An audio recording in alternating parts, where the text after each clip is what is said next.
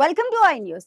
America అధ్యక్షుడు Donald Trump కు అక్కడి సుప్రీంకోర్టులో ఒకే రోజు అటు భారీ విజయాలు, ఇటు ఊహించని ఎదురు దెబ్బలు తగిలాయి. గత 91 ఏళ్లుగా ఉన్న కోర్టు మునుపటి తీర్పులను పక్కన పెడుతూ స్వతంత్ర ప్రభుత్వ సంస్థల అధికారులను ఎప్పుడైనా తొలగించే అపరిమితమైన పవర్స్ ను సుప్రీంకోర్టు ట్రంప్ కు కట్టబెట్టింది. దీనివల్ల అమెరికా చరిత్రలోనే అత్యంత శక్తివంతమైన అధ్యక్షుడిగా ట్రంప్ అవతరించారు. అయితే ఇదే సమయంలో ఫెడరల్ రిజర్వ్ బోర్డు సభ్యురాలిని తొలగించాలనే ట్రంప్ ప్రయత్నాన్ని కోర్టు తిరస్కరించడమే కాకుండా మెయిల్ ఇన్ బ్యాలెట్ విధానాన్ని సమర్థించింది. అన్నింటికంటే ముఖ్యంగా ఒక పాత సివిల్ కేసులో ట్రంప్ కు కోర్టు తీవ్ర వ్యక్తిగత షాక్ ఇచ్చింది. మరి అమెరికా సుప్రీంకోర్టు ఇచ్చిన ఆ సంచలన తీర్పుల వివరాలేంటో స్పెషల్ స్టోరీలో ఇప్పుడు చూద్దాం. అమెరికా సుప్రీంకోర్టు సోమవారం ఇచ్చిన తీర్పులు ఆ దేశ అధ్యక్షుడి అధికారాలను సమూలంగా మార్చేసి హిస్టారికల్ విక్టరీని అందించాయి.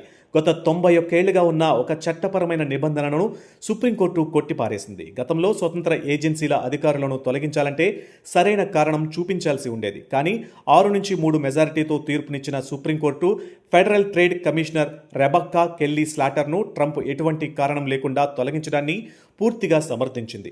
అధ్యక్షుడి కింద పనిచేసే సబార్డినేట్లు ఎవరైనా సరే ఆయన విధానాలకు అనుగుణంగానే పనిచేయాలని, లేదంటే వారిని తొలగించే సర్వాధికారాలు ప్రెసిడెంట్కు ఉంటాయని చీఫ్ జస్టిస్ జాన్ రాబర్ట్స్ స్పష్టం చేశారు. దీనిపై ట్రంప్ హర్షం వ్యక్తం చేస్తూ ఇది అమెరికా చరిత్రలోనే అత్యంత ప్రతిష్టాత్మకమైన తీర్పు అని కొనియాడారు. అయితే ఈ తీర్పు అమెరికాలో నియంతృత్వ ధోరణికి, తీవ్ర గందరగోళానికి దారితీస్తుందని లిబరల్ జడ్జ్ సోనియా సోటోమేయర్ తీవ్ర ఆందోళన వ్యక్తం చేస్తున్నారు.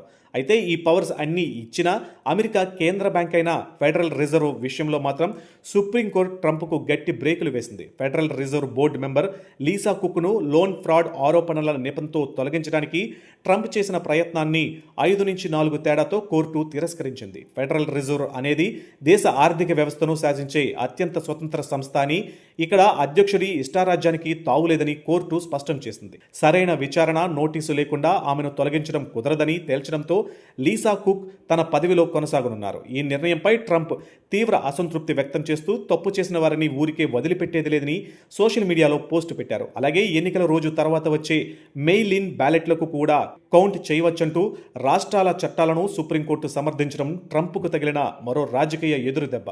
ఇవన్నీ ఒకెత్తైతే ట్రంప్కు వ్యక్తిగతంగా కోర్టు పెద్ద షాక్ ఇచ్చింది.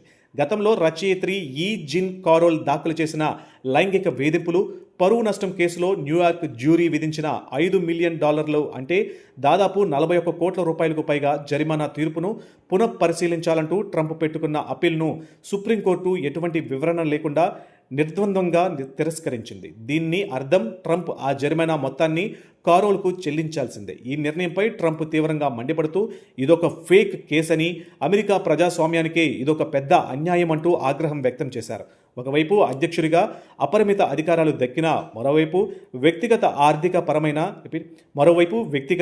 ఆర్థిక పరమైన ఈ ఎదురు దెబ్బలు ట్రంప్ యంత్రాంగాన్ని కాస్త ఇరకాటంలోకి నెట్టాయి.